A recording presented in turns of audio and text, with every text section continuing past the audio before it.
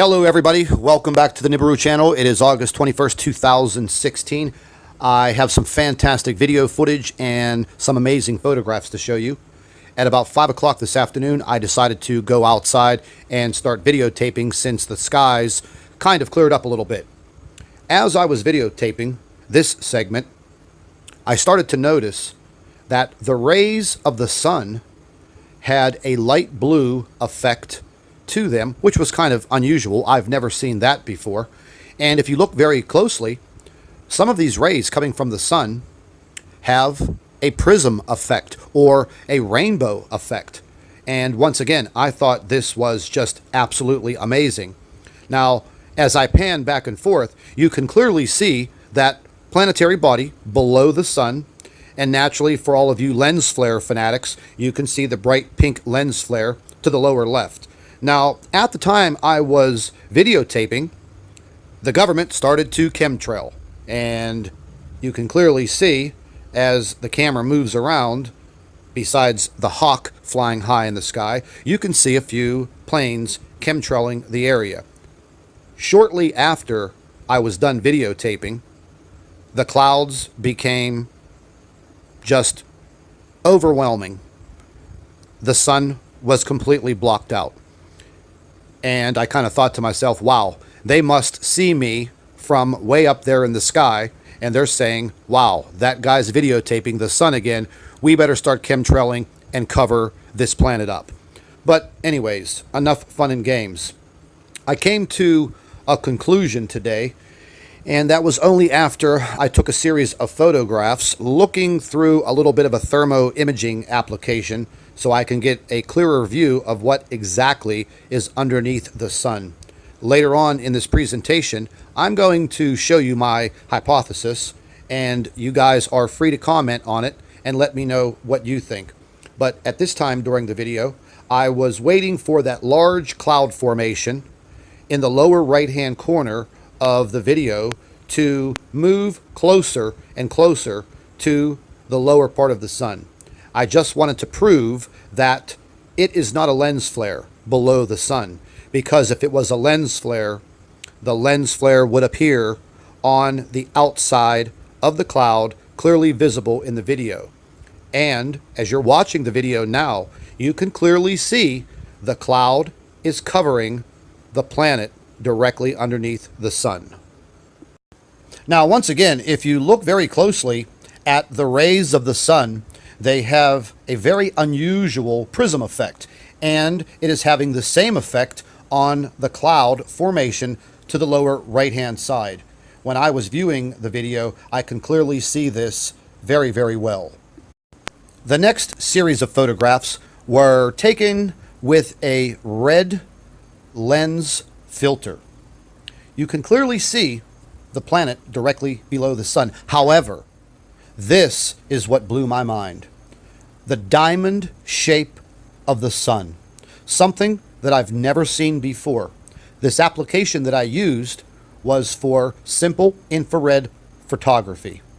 The sun does not have a diamond shape reflection. I just read an article the other day about the government using and developing an artificial sun.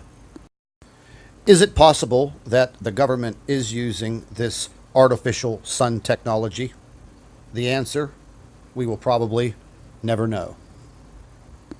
In the next series of photographs, I used a thermal application for the photographs, and this is when I discovered something that I've not seen before. If you look very closely at the planetary body below the sun, it looks rather large. However, I am able to see a smaller planet in the middle. I believe now, wholeheartedly, that NIBIRU is directly below and behind the sun. The sun reflects and shines onto the planet, producing this large pink halo around the planet. Now, remember, the planet is made up mostly of iron and nickel, therefore giving the planet that pink or reddish cast. Later on in these photographs, I have placed a blue dot where I believe the planet is situated directly underneath the sun. And once again, as the sun reflects onto the planet, it produces this very large pink halo. Now, as we view the next series of photographs, you're going to see what I was just referring to. If you look very closely at the pink planet below the sun, you can clearly see that there is a planetary body directly in the center of the large pink sphere. Now, the next series of photographs, I have placed a blue dot where I believe the planet is located.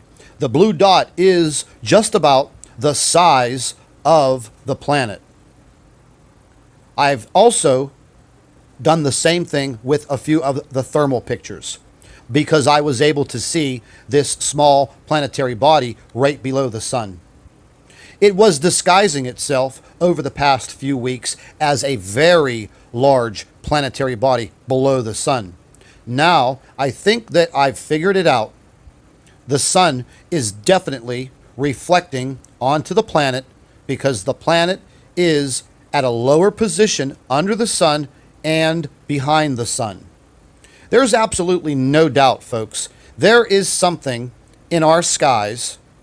I wish that I knew what it was 100%. Because each and every day, as I photograph the sun and I search for answers and I look at these photographs, they do actually scare me because things are changing on planet Earth on a daily basis. There is no doubt about it. Don't forget to share our videos with your friends and family members on Facebook.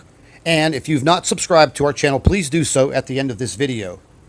And once again, as I always say, keep an eye in the sky.